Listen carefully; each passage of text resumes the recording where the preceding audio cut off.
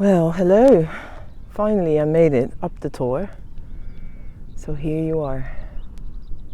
That's the St. Michael's Tower. It's nice and early, so there's hardly anybody around.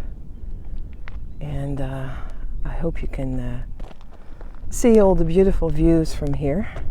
I'm going to show you slowly. And just take it in. This is an amazing day.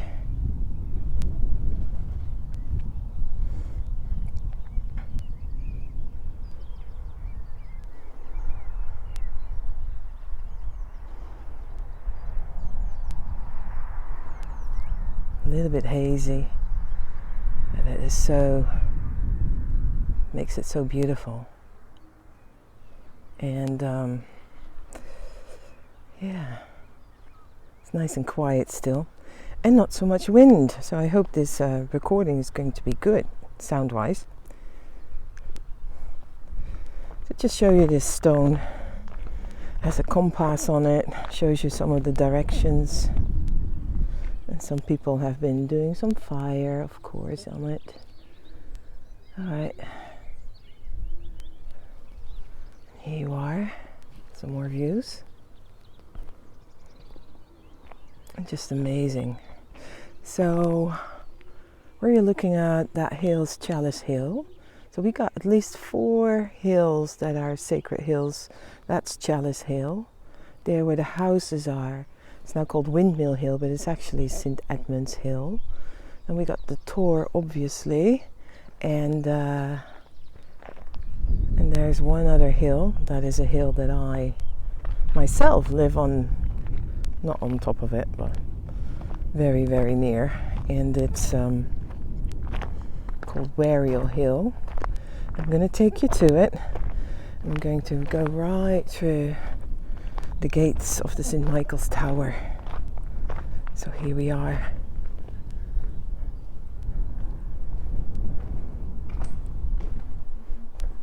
Just showing you a little bit of the top.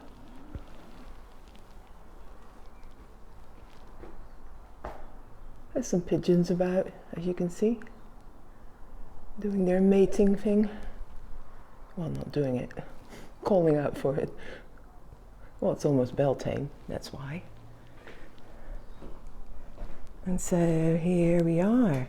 So if you look across, there's the other pigeon. Hello. So if you look across, you'll see a hill. I'm going to show you a little bit, a little bit more.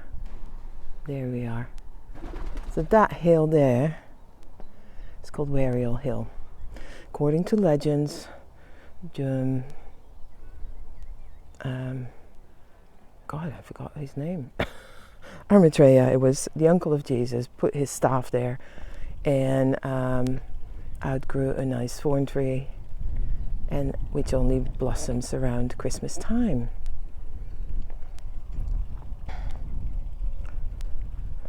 And here you go, that's Glastonbury.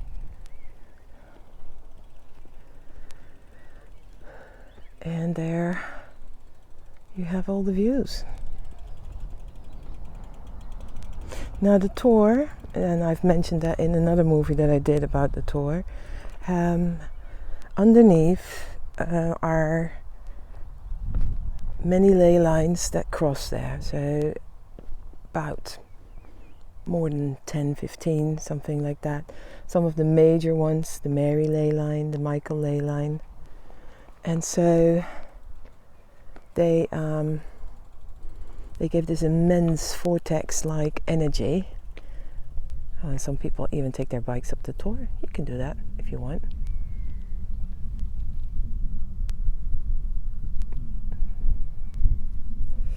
And that is that beautiful energy what you sense when you come here, in the bubble I call it, because all this beautiful energy radiates out of almost of this Tor, or the Tor beacon. Tor means hill, by the way, and it just radiates out into our bubble, and it just gives that special feeling of unconditional love and acceptance. And that's how I felt when I came here for the first time to Glastonbury. I felt that beautiful, unconditional acceptance of who I was or am.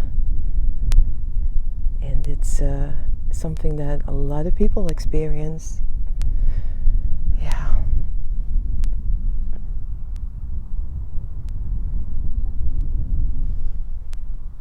So I'm just gonna do some walking around without talking, so you can just take it in.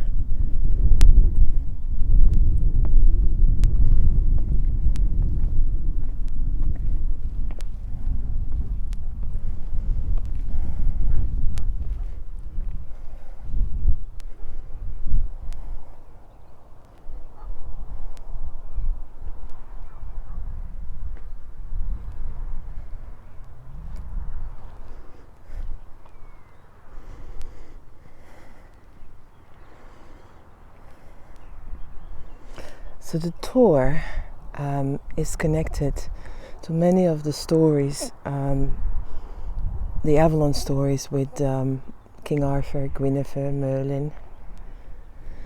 It's been written down by a clerk or a monk, I'm not sure, Geoffrey of Monmouth, who in the 11th century wrote all the King Arthur stories and legends down because they were so popular around that time. And they were being told around the fires and in the halls of kings and everything, and and they were really important, and they had a magic element in them that was for people so inspiring, and the magic of Merlin, and the magic of many of the stories. And the tour is actually mentioned, really written down in these stories, as being the other world, the world of Avalon. Interesting, isn't it?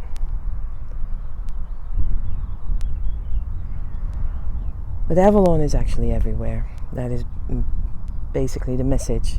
Avalon is everywhere, although I have to say you can really feel it here.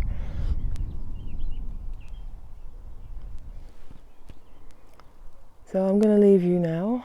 The last view of the St. Michael's Tower, which actually, I forgot to tell you this part, that it was built with a chapel behind it as well, and that was destroyed later by the army of King Henry VIII. So only the tower was left, which is in a way good. It's a nice harmony between the hill and the tower.